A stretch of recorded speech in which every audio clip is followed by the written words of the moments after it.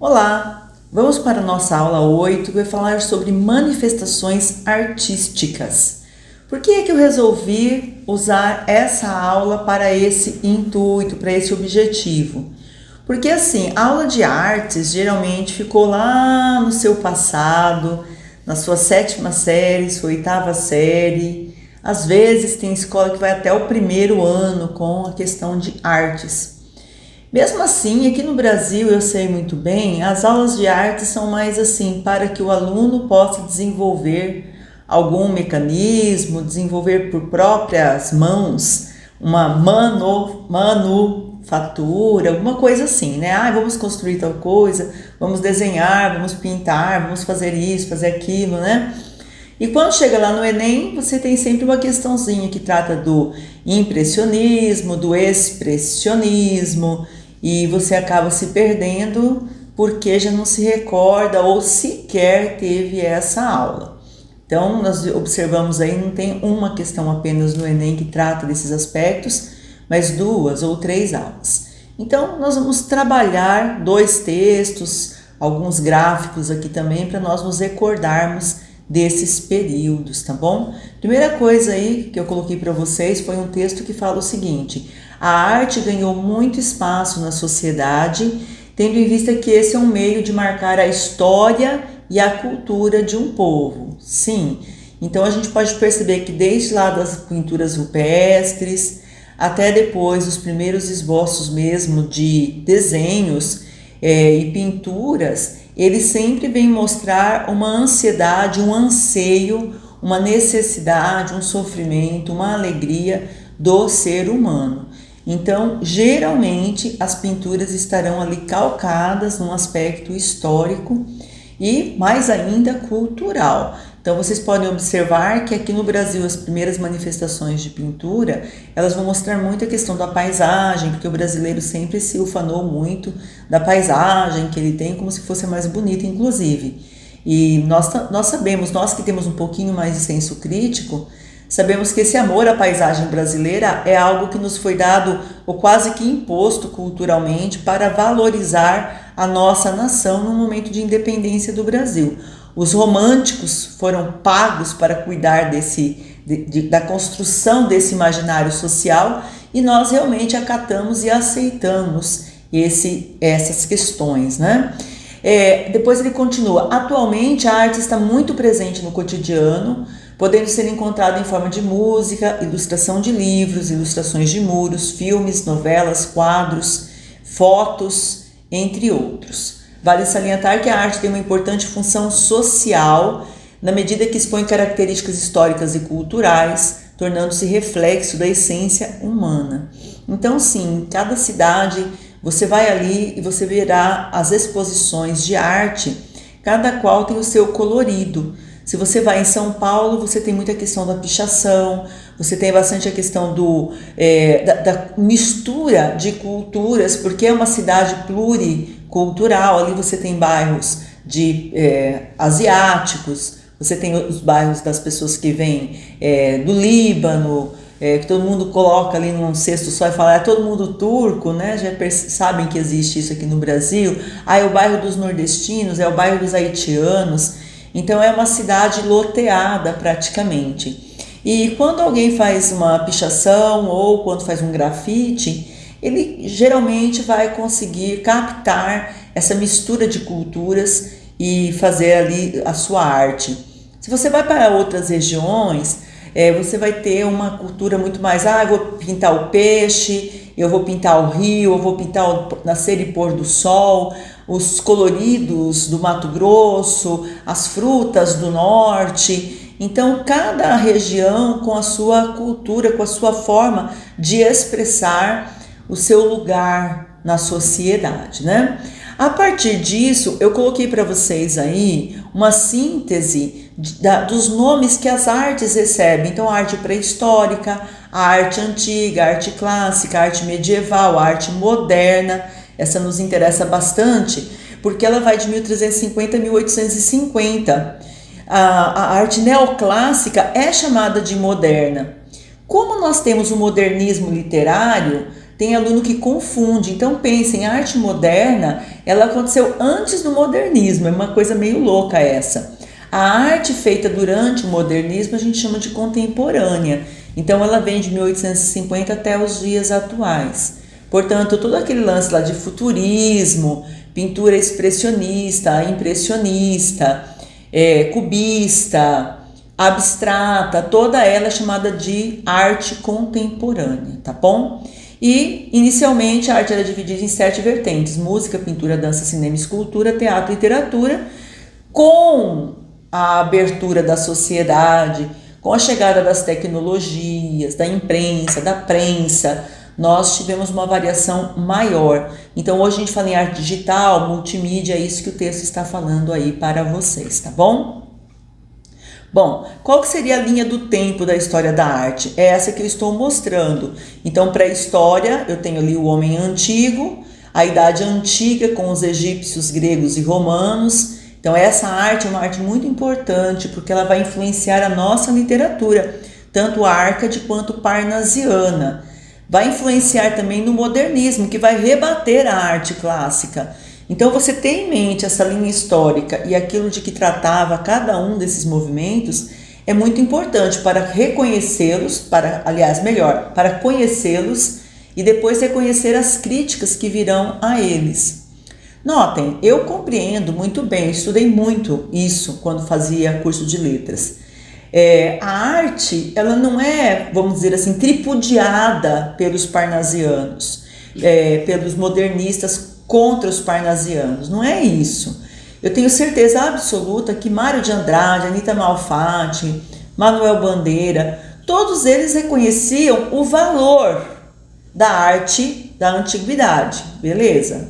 4.000 a 476 depois de Cristo.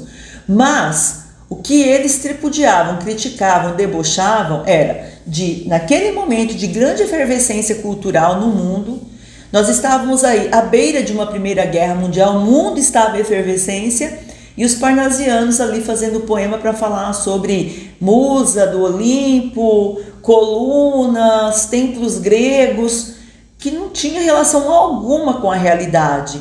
Então não significa assim que os modernos não apreciavam a arte da antiguidade, mas não imitavam, porque não viam sentido nisso, e eu tenho que concordar com eles, né? A Idade Média vai trazer uma arte primitiva cristã, cheia de pictografias, cheia de ícones, cheia de símbolos religiosos, porque é claro, como vocês acham que uma religião poderia pregar os seus dogmas para uma população mundial praticamente analfabeta? Por meio de imagens. Então, os católicos usam até hoje, na verdade, imagens para representar a divindade, para representar a vida de santos, para representar a vida de mártires. Então, esse conjunto de pinturas que a gente vai observar aí, que são desenvolvidas durante a Idade Média, ela vem revelar essa tendência, essa questão da catequização. Mas não só, nós vamos ter a arte românica, bizantina, a arte gótica, todas elas muito bem explicadas num curso de História da Arte que eu e mais alguns alunos fizemos aqui no curso, como participamos mesmo. Eu não era professora, não sou professora de artes, então é um professor da Unesp que ministra um curso gratuito. São 3 blocos com 15 aulas de 2 horas e nós fizemos todo esse curso durante o ano de 2019, primeiro semestre de 2019. Foi muito legal e eu posso indicar para vocês fazerem também. Vocês podem formar grupos, né, e fazer esse curso de História da Arte. Muito bem. Qual é a arte da Idade Moderna? É a arte da Renascença, é o Barroco e o Rococó. Então aqui no Brasil nós temos várias igrejas no estilo Barroco e Rococó. Em Minas Gerais, nas cidades históricas, a gente pode encontrar muitas igrejas nesse estilo. Obviamente eu vou colocar uma delas aí no simulado para vocês. Na cidade de Chapada dos Guimarães também, a igreja que tem lá, ela é feita em rococó. O barroco é muito mais adornado. O rococó também tem adornos, aquela coisa dos anjinhos e tal, mas é um pouquinho mais liso, um pouco mais reto. Nós também vamos encontrar em Salvador, na Bahia, muitas igrejas nesse estilo. Elas são douradas, elas têm uma pintura dourada, elas têm as colunas, são arqueadas. Então, esse arqueamento, essa tortuosidade também vai influenciar a nossa literatura barroca, tá bom? E depois, na Idade Contemporânea, nós temos então a arte ali, neoclássica, romântica, realista, impressionista, arte nouveau, todos os ismos e a arte contemporânea, sobre a qual nós vamos falar daqui a pouquinho, tá bom? Então é interessante, eu gostei de colocar para vocês essa linha do tempo, porque é uma forma de vocês compreenderem do que nós estamos falando quando formos para os exercícios. Gostei muito também desse gráfico, porque ele mostra com mais detalhamento os temas, as abordagens que foram feitas em cada período dessa arte, seja ela escultura, pintura, um mosaico, um vitral. Vitral é aquele vidro que tem um desenho, né? Geralmente igrejas católicas colocam vitrais. As mais antigas, da Idade Média, você vai perceber lá na arte bizantina, os vidros não são transparentes, né? Eles são azuis, são vermelhos, tem lá um desenho de Cristo, uma cruz, uma cena do Calvário. Então esses daí são os vitrais. Então vocês têm aí o cubismo, o futurismo, o dadaísmo, o surrealismo, o expressionismo, a arte pop, a pop art, né? O minimalismo. Fizemos esses dias mesmo, na última aula, acho que nós fizemos um exercício sobre o minimalismo. Então a gente sai ali da pré-história e nós vamos até a arte pop, tá? É interessante, portanto, vocês olharem para cada um desses quadrinhos. Claro, eu não vou ler aqui um por um, vocês estudarem para vocês terem essa noção de como a arte foi retratando o ser humano, seus anseios, suas necessidades, tá bom? De todos esses movimentos que estão colocados para vocês aí, eu quero chamar a atenção do número 1 ali da arte contemporânea, que é o fauvismo, ou vocês também vão encontrar como fauvismo, tá? Faux ou fauvismo, que vem da palavra francesa que indica fera, a ferocidade. Então depois nós vamos ver que alguns artistas brasileiros vão se aproveitar dessa tendência e vão fazer pinturas fauvistas aqui no Brasil, tá bom? Depois vem o expressionismo alemão, eu sei que vocês gostam muito do Munch, né, por causa do quadro O Grito. Vocês vão ver que depois esse expressionismo também, ele vai acabar repercutindo no expressionismo aqui nos Estados Unidos e no Brasil. Ele vem da Europa e depois ele é reaproveitado aqui com uma pintura mais contemporânea, tá bom? Temos o cubismo, que vocês conhecem bastante, o futurismo, sobre o qual nós já tratamos, lemos até um manifesto futurista já.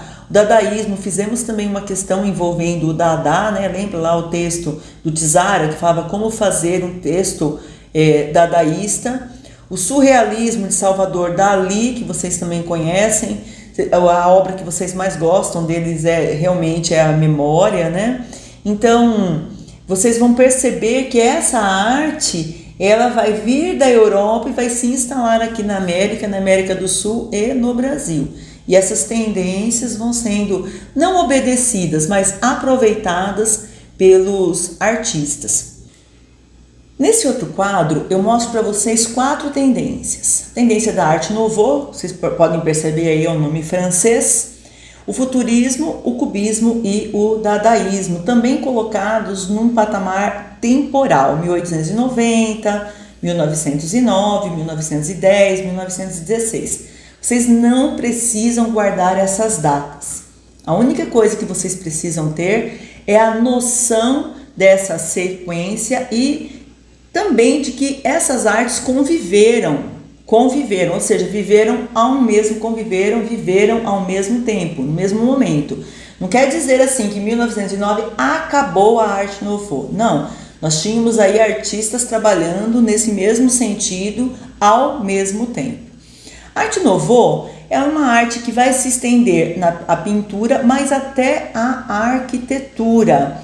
Ela não gosta de linhas simétricas, ela também gosta da linha meio tortuosa, assim como no barroco, mas aí é que está, o tema do barroco é religioso, o tema da arte nouveau? Não, ela vai muito mais voltar-se para o clássico e também para aspectos da natureza. Então, não raramente, nós vamos ver ali traços que nos lembram a cauda de um animal, traços que nos lembram flores abertas.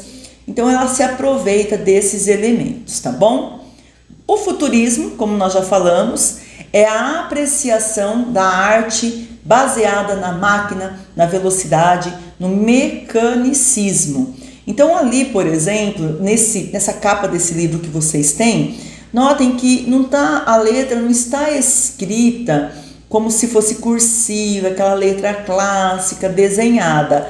É uma letra que mais se parece com aquelas chapinhas que a gente pintava quando era criança. Não sei se vocês sabem do que eu estou falando. Uma palavra emoldurada, como se fosse mesmo um carimbo. Isso do carimbo, uma coisa rápida, em série, como uma máquina, como uma fábrica, é típica do futurismo.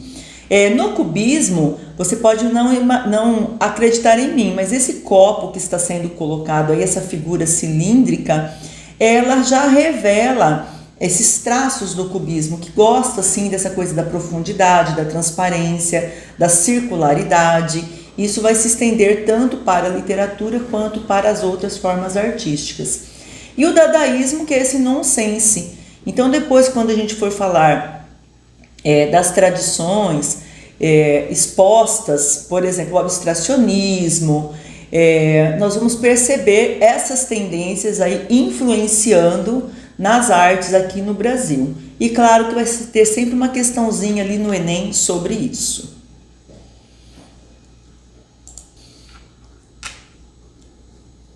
Para completar esse histórico, eu trouxe aí para vocês uma sequência. Então, o que nós temos aí? Eu tenho um exemplo de pop art, que é quase que um desenho, mas com traços mais modernos um pouco, mostrando aí uma rapidez. Como que eu posso imaginar que esses dois personagens estão em um carro que está sendo guiado com rapidez? Por conta dessas linhas que cortam o rosto deles, né? Então, o futurismo, a pop art, que vai trazer essa tendência do futurismo, o minimalismo. Olha como que o rosto da personagem foi colocada.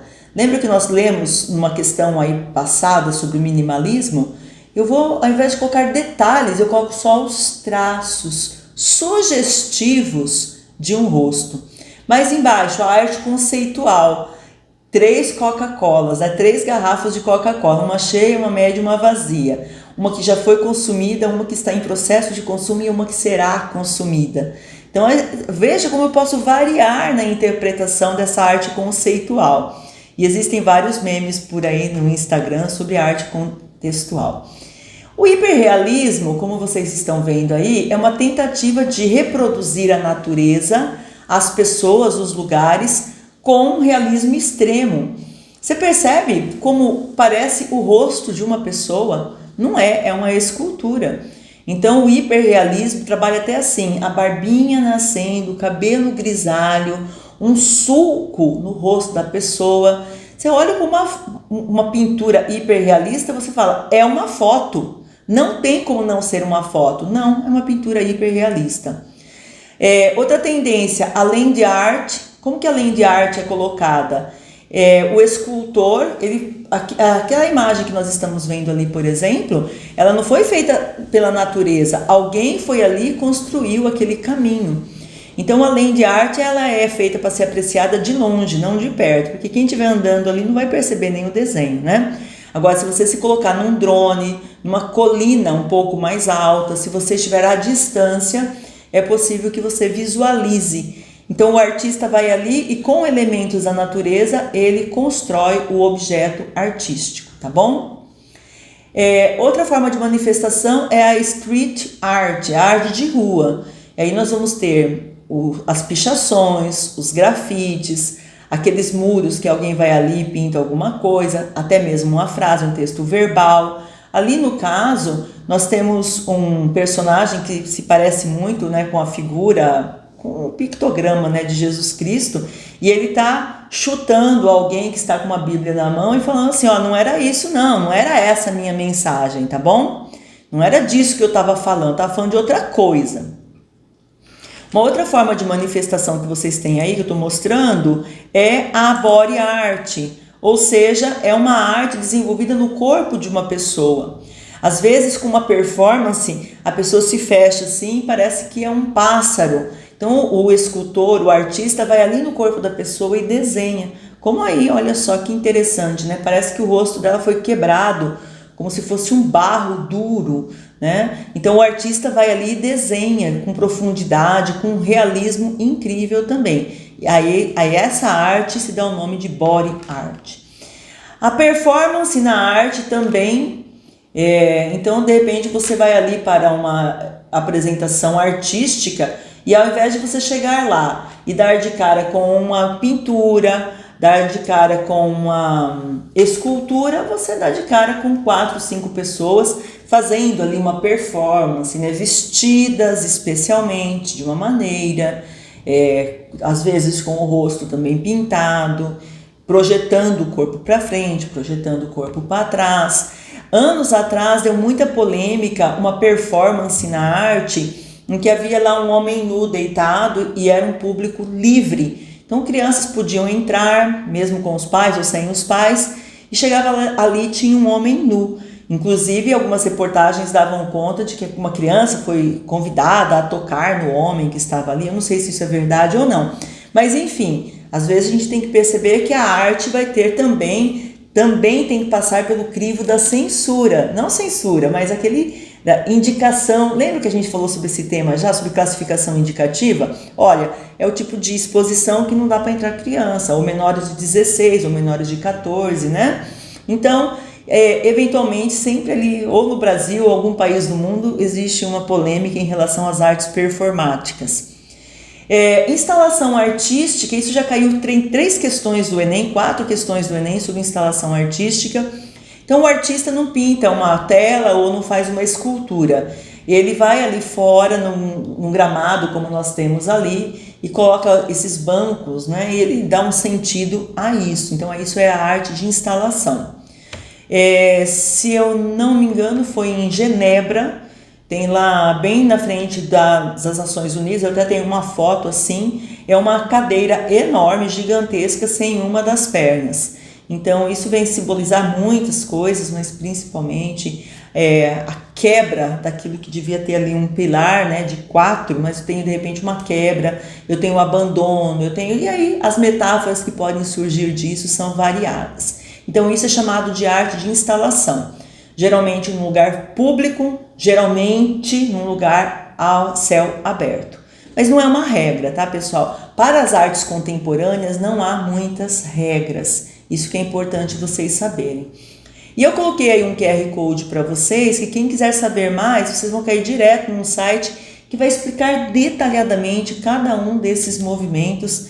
E eu, fosse vocês, pegaria ali um sábado pela manhã, um domingo à tarde e estudaria cada um deles com tranquilidade. Não com a atenção de quem vai fazer uma prova, mas com o prazer de quem quer aprender.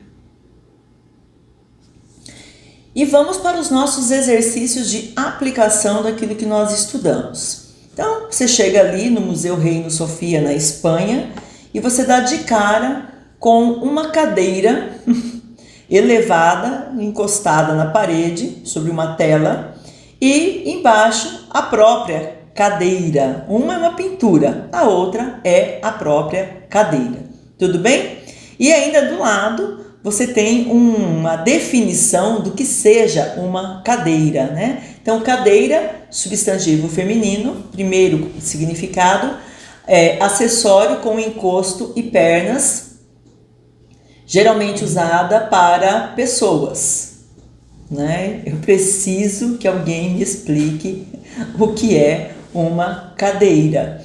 2, figurativamente falando, é um lugar de honra ocupado por alguém, né? Um cientista, um literato, etc. Número 3, também figurativamente falando, cadeira pode ser uma disciplina, uma cátedra.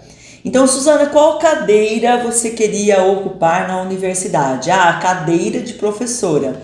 É mais ou menos isso, é assim que se usa a palavra, tá bom? Então, olha só que legal. Você, além de ter a figura, né, a foto da cadeira, você tem também a própria cadeira representada ali do lado, tá? Colocada ali do lado, a representação e a própria cadeira. E vinha a questãozinha do Enem 2020, tá? A obra de Giuseppe Cossutti data de 1965 e se constitui por uma fotografia da cadeira, uma cadeira e um quadro com o verbete. Verbete é a palavra, tá? Cadeira. Trata-se de um exemplo de arte conceitual. Aí tô dando risada aqui porque eu andei vendo muitos memes aí de arte conceitual, tá, gente? Que revela o paradoxo entre a verdade e a imitação. Quem que é a verdade? É a cadeira colocada aqui de verdade, né? Essa aqui é a verdade e essa aqui é a imitação. Tudo bem? Olha, qual que é a diferença entre a arte e a imitação? Às vezes não há diferença, às vezes a diferença é grande. Já que a arte, e aí vem aqui esse raciocínio, já que a arte não é a realidade, mas uma representação dela. Já que a arte fundamenta-se na repetição, construindo variações. Já que a arte não se define, pois depende da interpretação do fruidor. Já que a arte resiste ao tempo, beneficiada por múltiplas formas de registro. Já que a arte redesenha a verdade, aproximando-se das definições lexicais. Gente, misericórdia, cortem essa, por amor à professora que vocês têm, tá bom? Diga para mim facilmente, não, essa não, Su. Não é porque eu tenho aqui uma definição lexical, lexical significa um conjunto próprio de palavras para uma determinada situação, que a arte redesenha a verdade. Não existe essa relação. Vou explicar de novo o que é lexical, gente. Léxico é um conjunto de vocábulos, um conjunto de palavras.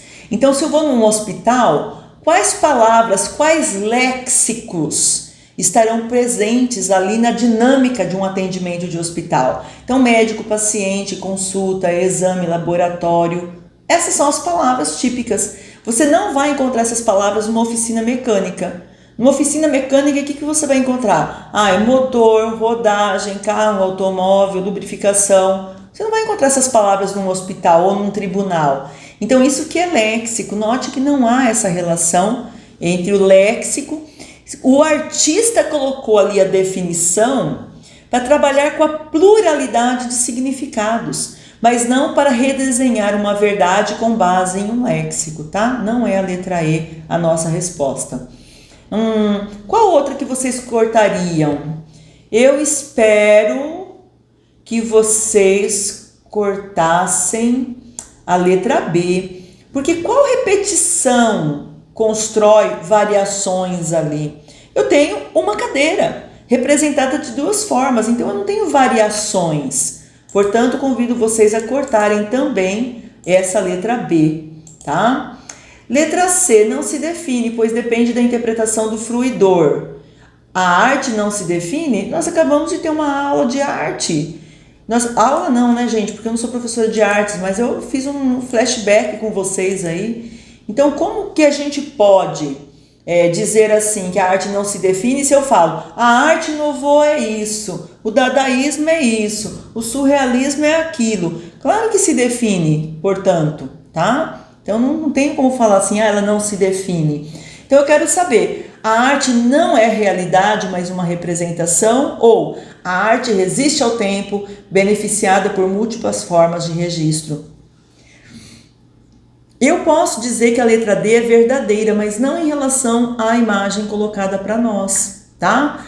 Realmente, a letra D, eu posso imaginar que a arte resiste ao tempo, tanto que a gente conhece a arte rupestre e ela se estende, tem exposição e tem estudiosos sobre o assunto. Mas não é isso que o quadro está mostrando e, portanto, então, nossa letra certa é a letra A. Gostaram? Eu gosto mesmo da delicadeza do povo brasileiro. É tão legal, depois que passa o Enem, o pessoal liga para mim. Só e aquela questão da vaca cortada no meio, né? A vaca cortada no meio. Podíamos até ter sugerido para o artista esse nome, né? Olha, a vaca cortada no meio. Até a imprensa fala, alunos se surpreendem com vaca cortada ao meio na prova do Enem. Ai, gente, eu só dou risada porque eu tenho que me divertir com isso, tá? Então, olha só, o grupo Jovens Artistas Britânicos, que surgiu no final da década de 80, possui obras diversificadas, que incluem fotografias, instalações, já sabemos o que é instalação, pinturas e carcaças desmembradas. O trabalho desses artistas, olha que chique, né? Chamou a atenção no final do período da recessão por utilizar materiais incomuns, como esterco de elefante, sangue e legumes, o que expressava os detritos da vida e a atmosfera de niilismo, temperada por um humor mordaz. O que é niilismo? É cultuar aquilo que não é conceitual, aquilo que não é ideológico. O niilismo é o nada, é a não existência de elementos fora aquilo que é a matéria. Isso que é o niilismo. Então, nós podemos reportar a Nietzsche, né, que é um grande niilista, reconhecidamente, e é interessante porque a Prof. Nerd aqui lê um livro chamado A Alma em Nietzsche. Para negar a existência da alma, ele tem que falar sobre os conceitos de alma. Então, alguém se aproveitou dessa situação e escreveu um livro bem interessante. Inclusive, eu li esse livro quando fui fazer minha cidadania na Itália. Quando eu viajo para passar bastante tempo fora, eu levo 4, 5 livros, devoro e volto para o Brasil mais nutrida de leitura, né? Então, eu li esse livro quando estava na Itália para fazer minha cidadania italiana. Muito bem, vamos para a questão do Enem, então, que nos dizia o seguinte: a provocação desse grupo gera um debate em torno da arte pelo ou pela o quê? Pela recusa a crenças, convicções, valores morais, estéticos e políticos na história moderna. Bem importante essa questão da história moderna, viu, gente? Bem importante. Ele gera um debate em torno da obra de arte pelo frutífero arsenal de materiais e formas que se relacionam com objetos construídos, pela economia e problemas financeiros gerados pela recessão, que tiveram um grande impacto no mercado, pela influência desse grupo junto aos estilos pós-modernos que surgiram nos anos 90. A gente, eu tô rindo por causa da letra C, tá? Muita calma nessa hora, eu vou respirar fundo. Interesse em produtos indesejáveis que revelam uma consciência sustentável no mercado. Não. Então, vamos cortar a letra C, e antes que eu comece a dar risada aqui, não tô dando risada de quem errou, não tô dando risada de quem elaborou, nada disso. É porque eu também elaboro questões. E eu começo a dar risada quando eu tenho que elaborar a questão fumada como essa daí, né? Veja, então a vaca tá cortada no meio ali, né? Por quê? Porque havia uma economia. Nós temos uma economia e nem por isso a gente sai por aí cortando vaca, né? Existem problemas financeiros gerados pela recessão que tiveram um grande impacto no mercado e por isso os artistas cortaram a vaca. Não dá, né, gente? Então não tem essa relação, não tem uma lógica entre a letra C e o elemento, o objeto artístico que nós vimos. A letra E também a gente tem que cortar e bem rápido, porque eu não estou demonstrando uma forma de interesse em produtos indesejáveis. Não, quem que não quer, né, de repente comer uma vaquinha ou aproveitar do couro dessa vaca? Ela não foi cortada ao meio ali para representar um interesse de produto indesejável. Ela é o objeto artístico. Como que eu vou dizer que ela é indesejável? Não tem como, tá? Bom, eu cortei a letra C e a letra E. E você vai cortar qual? Eu espero que você corte a letra B de bola. Sabe por quê? A vaca que foi cortada ao meio, ela não foi construída. Ela foi cortada ao meio, ela foi destruída. Então, você não pode dizer em construção, mas você pode falar em desconstrução. Portanto, a letra B está errada também. E você vai fazer o que agora? Você vai falar que a letra D está certa ou a letra A? Vamos ler de novo? Recusa crenças, convicções, valores morais, estéticos, políticos da história moderna. Ou influência desse grupo junto aos estilos pós-modernos que surgiram nos anos 90.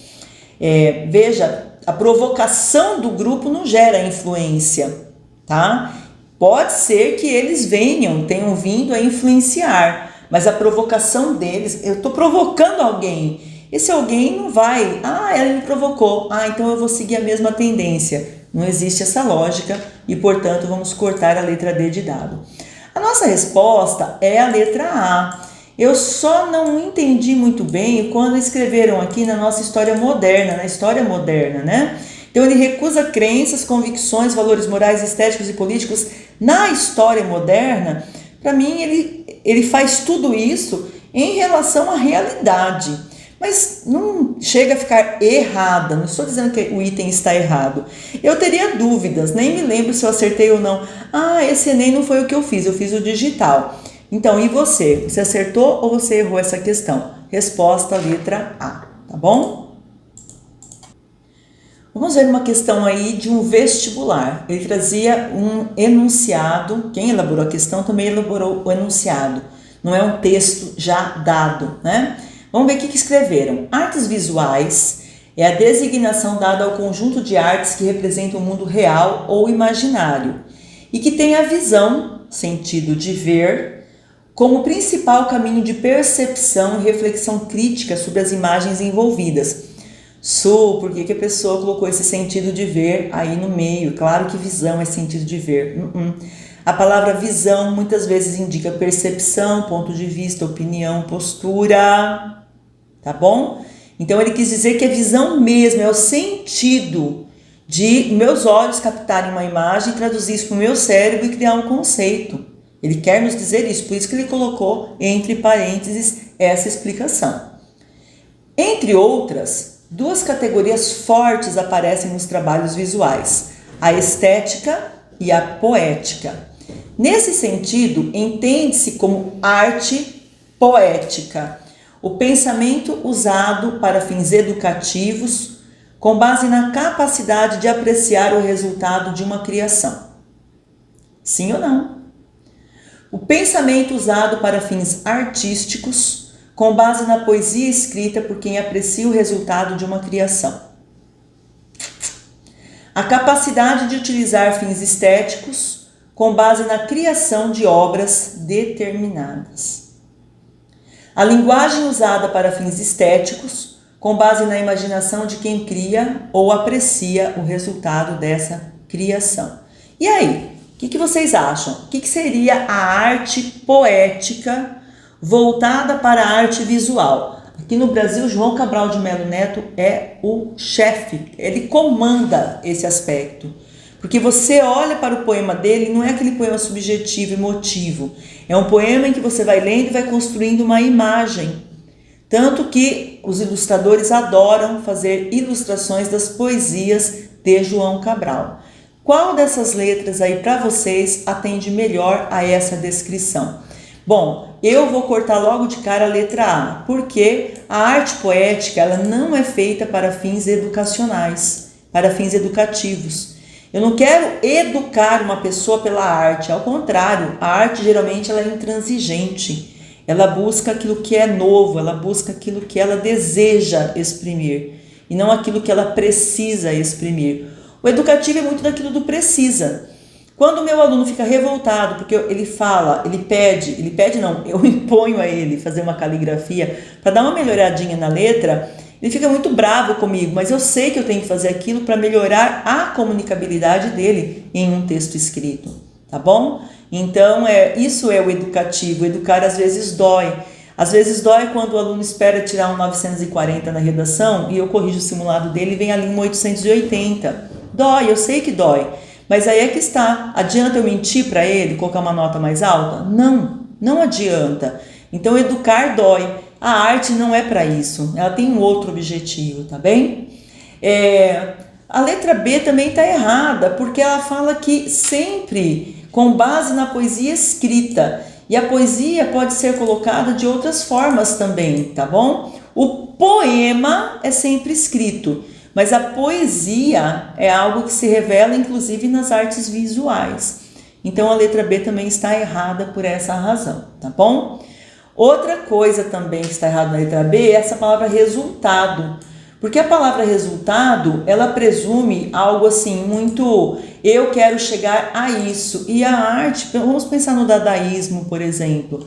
Vamos pensar em Clarice Lispector dizendo, tem um conto que eu não entendo o que eu quis dizer, que é aquele o ovo e a galinha, não sei o que eu quis dizer. Ela não está nem aí se teve um resultado lógico. Ela foi escrevendo, fez sentido para ela num determinado momento, depois teve coisa que não fez sentido, e ela fala que não tem sentido para ela e a gente fica tentando buscar esse sentido, né? Isso que é engraçado. Bom, e agora, letra C ou D, qual você vai responder? Eu espero que você me diga que a letra D é a verdadeira, tá bom? Por quê? Porque eu vou usar realmente a linguagem poética, não é o poema em si, mas a linguagem poética, para aguçar, para dar aquele gatilho na imaginação do artista, e a partir disso ele vai criar e vai apreciar o belo artístico dessa criação. A palavra resultado da letra D não é igual à palavra resultado da letra B. A palavra resultado da letra B é aquela coisa assim, fazer sentido. E aqui embaixo não, significa o resultado, o final da criação, o processo criativo encerrado, tá bem? E o que está errado na letra C? A capacidade de utilizar fins estéticos com base na criação de obras determinadas, de outras não. Não, a arte não tem essa restritividade, ela não se restringe a essa ou aquela manifestação. Portanto, a letra certa é a letra D.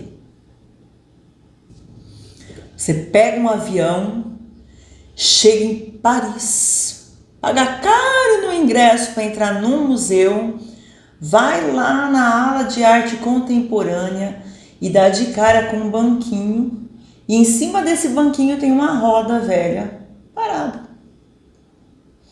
Mais à frente você dá de cara com um mictório usado, cheio de manchas e marcas do tempo. E você se pergunta, como que alguém pode imaginar que isso seja arte? Você acabou de ver a Mona Lisa, você acabou de ver aquelas pinturas clássicas maravilhosas, assim, de metros e metros. Você olha para aquele vaso sanitário ali masculino e fala, não dá, né, meu? Bom, a questão vai trabalhar exatamente sobre isso e nós temos uma imitação, né? Porque já tivemos outras questões envolvendo os mesmos objetos artísticos em outras faculdades e também no Enem. Vamos à questão. O autor foi o criador do ready-made, termo criado para designar um tipo de objeto por ele inventado, que consiste em um ou mais artigos do uso cotidiano, produzidos em massa, selecionados sem critério estético e expostos como obra de arte em espaços especializados como museus e galerias. Ao transformar, pelo seu desejo, um objeto qualquer em obra de arte, o artista realiza uma crítica radical ao sistema de arte, né, que só permite a entrada de alguns nos livros, nas grandes galerias. Assinale a alternativa que mencione respectivamente o nome do artista e o responsável pelos trabalhos apresentados na questão e o movimento artístico que adotava os procedimentos expostos no enunciado, o que levava muitos a exclamarem, isso não é arte. Então, é dadaísmo, expressionismo, surrealismo, ou dadaísmo, é dadaísmo, expressionismo ou surrealismo que nós temos aí. Nós estamos falando do Braque, do Giacometti, do Moore, do Franz Arp, de quem que nós estamos falando? Letra A nossa resposta, né? Quem conhece aí os objetos artísticos até já saberiam a resposta, tá bom? Então é dadaísmo por quê? Porque não faz sentido. E o Duchamp realmente é aquele que gosta de trabalhar, de mexer com a gente, com esses objetos que são do nosso cotidiano e às vezes juntados de uma forma assim muito estranha, ilógica, como nós vimos lá no Para Fazer um Poema dadaísta do Tizara. Não há lógica e isso é o objeto da arte deles, tá bom? Vamos então para a nossa questão número 5. Olha só, Enem 2020 PPL. Vocês se lembram o que eu expliquei que é PPL, né? Então nós temos aí pessoas privadas de liberdade. Só quem está preso, só quem está retido, detido faz a prova? Não. Também pessoas que perderam o Enem por alguma razão estrutural. Vamos supor, estava inscrito, tudo direitinho, chegou lá, não tinha prova para ela. Entrou no 0800 61 61 61 e fez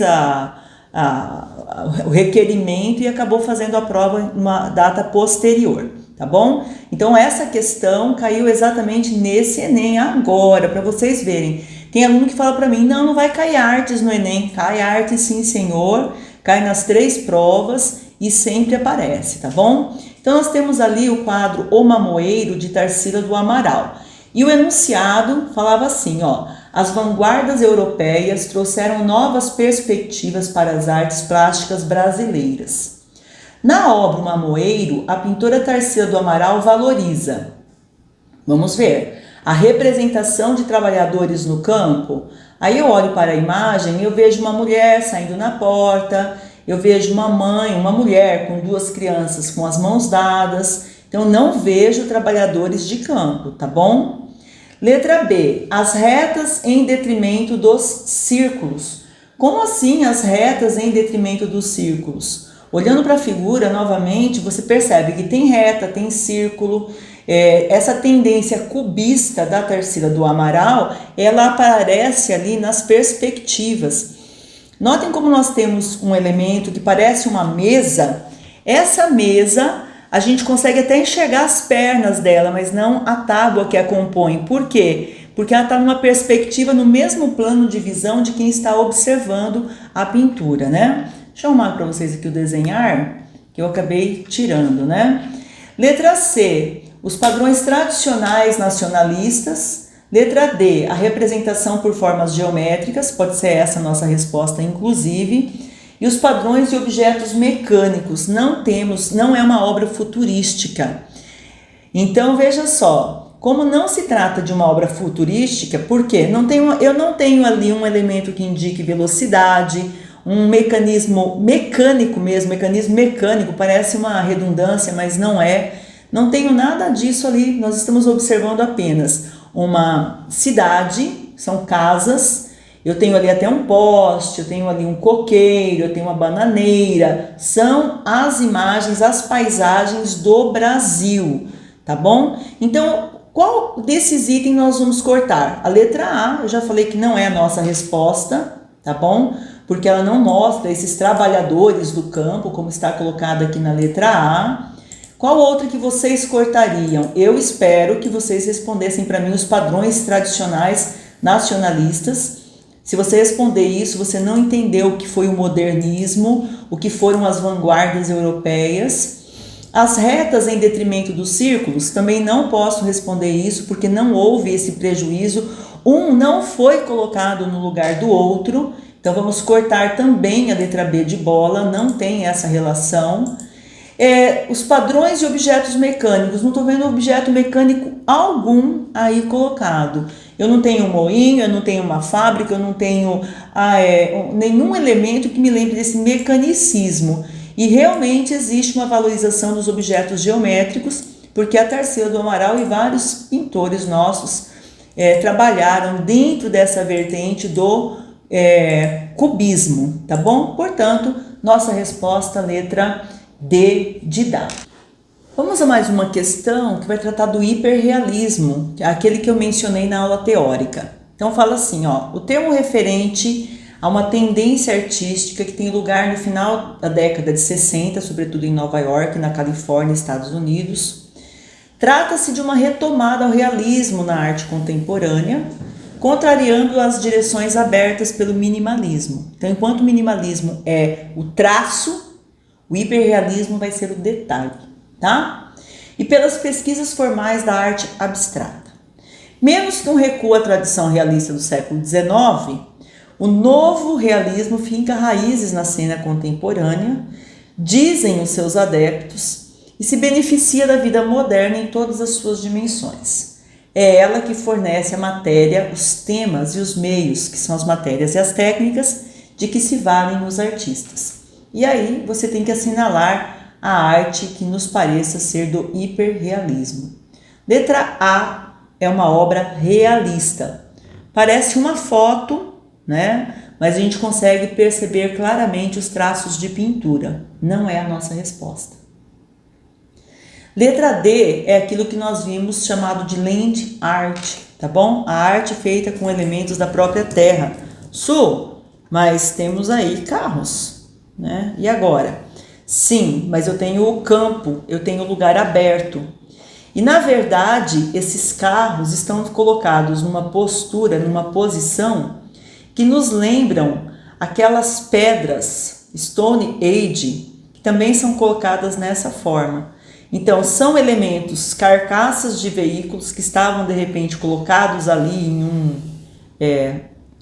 ferro velho, alguma coisa assim, e a pessoa vai ali e faz essa imitação, faz essa intertextualidade. Então, é sim land art, tá bom? Letra B, nós temos uma típica pintura impressionista. Como que nós temos esse impressionismo? Temos um lugar aberto também, só que é uma pintura, né? Ao invés de ser uma foto, além de arte é uma foto, aqui é uma pintura, um lugar aberto. Nós temos personagens, mas não se dá ênfase ao personagem, mas à cena. Então é uma típica cena impressionista. E aqui, essa letra E é aquilo que a gente chama de arte de instalação. Ela parece inclusive aí uma coisa feminina que fica lá embaixinho, né? Assim, uma coisa meio aberta assim.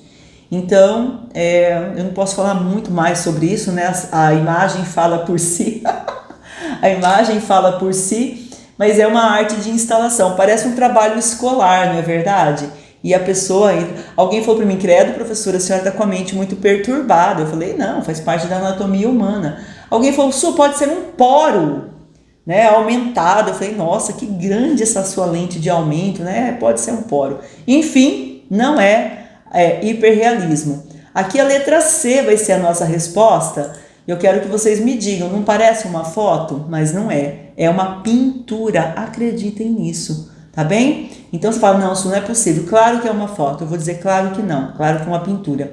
Então hiperrealismo é assim, é uma cena do cotidiano, é o que nós acabamos de ler aqui no texto teórico, né? Faz parte, usa-se do cotidiano, mostra-se a vida moderna e é realmente uma pintura que se parece muito com uma foto, como aquele que eu mostrei para vocês na aula teórica, tá bom? Mais uma arte de instalação na nossa questão número 7. O que nós vemos aí? Vemos um trabalho manual que nos parece redes, como se fosse uma rede de pescaria, algo assim, e ela tem esses sulcos, né, voltados para baixo. Muito bem, não adianta eu explicar muito para vocês, já vimos do que se trata a figura, vamos à questão. A instalação Dengo transformou a sala do MAM, Museu de Arte Moderna de São Paulo, em um ambiente singular, em que se explorava como principal característica artística o quê? A participação do público na interação lúdica com a obra, a distribuição de obstáculos no espaço da exposição, a representação simbólica de elementos e objetos oníricos. O que é onírico, gente? Oníricos diz respeito aos sonhos, tá? A interpretação subjetiva da lei da gravidade, a valorização das técnicas de artesanato. Então, o que vocês acham que seja a nossa resposta? Vamos olhar de novo a imagem? Estou valorizando. Olha, quero dizer o seguinte, se eu quisesse valorizar o artesanato, talvez eu colocaria ali pessoas construindo essas redes, tá? Não existe essa relação, tá? Da valorização de técnicas de artesanato. Então, nós vamos cortar essa letra, essa alternativa. Qual outra que vocês cortariam? Eu cortaria a questão dos sonhos, porque ele não mostra, eu tenho uma pessoa sonhando, tem uma pessoa aí que está realmente... Não, ele não mostra isso, essa questão de sonhos, né, um devaneio. É uma exposição que está mostrando realmente esses sulcos, né, esses elementos que vêm para baixo, que são puxados, né. Aliás, nós temos aqui a interpretação subjetiva da lei da gravidade. Nós podíamos pensar sim em lei de gravidade, mas não há uma interpretação subjetiva. Quem que está interpretando o que aí? Fugiríamos do sentido da própria exposição se colocássemos a resposta como letra D de dado. Letra A ou letra B?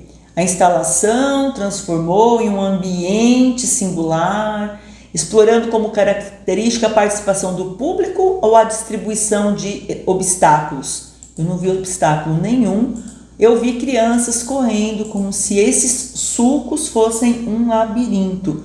Portanto, a letra certa é a letra A. Essa brincadeira da criança se esconder, sair correndo ali por entre aquelas sacolas, né, estendidas até embaixo, isso daí representa, sim, vamos dizer assim, né, essa participação lúdica. O que é ludus? É jogo, é brincadeira.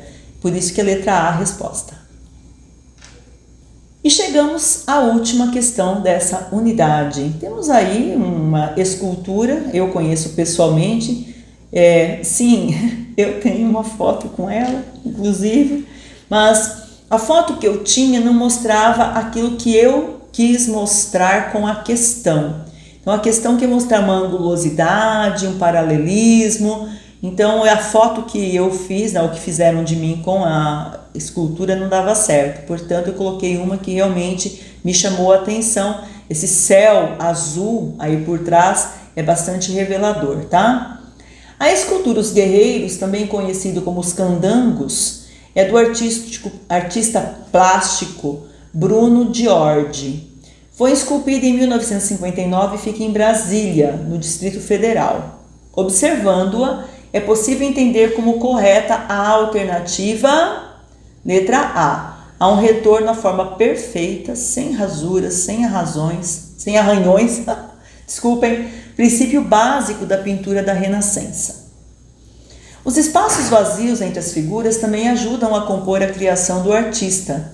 Trata-se de um princípio da arte moderna. A angulosidade e o jogo de figuras geométricas em perspectiva são as características marcantes da obra. O dadaísmo estimula esse tipo de obra. Gente, por favor, cortem a letra C correndo, porque não tem nada de dadaísmo aqui não. É uma obra milimetricamente planejada. Ela parece quase com uma técnica de espelhamento, então não vamos falar em dadaísmo de jeito nenhum. A simetria, a lógica, a medida perfeita caracterizam a obra que pode ser julgada como moderna. Há um apelo visual marcante na composição dos personagens, os quais remetem aos conceitos de escultura clássica. Não, fosse uma escultura clássica, nós teríamos o rosto retratado com perfeição. Então não pode ser a letra E a nossa resposta, tá bom? Chega, show, nada disso. Nem pense em fazer uma coisa dessa com você mesmo, tá? De novo, a letra A não posso colocar porque não tem uma forma perfeita. Embora nós tenhamos aí personagens que se espelham, eu tenho uma bola e um buraco representando o rosto. Então, como que pode ser uma forma perfeita? A pergunta é, a resposta é letra B ou letra D? Claro que é a letra B, porque dado fala de simetria, de lógica, de medida perfeita. De novo, eu não tenho uma medida perfeita. Eu tenho algo quase que surreal. Então, não há uma medida perfeita, não há uma perfeição, não há um clássico. Os espaços vazios, daqui desse braço até a cabeça, até o tronco, até o pescoço, de pescoço a pescoço, tá? De pescoço à mão, olha como que forma, como se fosse um M invertido, um W, né? Esse espaço aqui entre o corpo, formando quase que uma taça, um cálice, tá vendo? Olhem só para a parte azul. Tudo isso, esse espaço vazio, ajuda a compor a criação artística. E sim, é um princípio da arte moderna, tá bom? Portanto, a nossa resposta, letra B, de bola. Espero que vocês tenham gostado dessa unidade, eu gostei. E é claro que nos simulados de vocês já apareceram e continuarão aparecendo questões de artes. Grande abraço!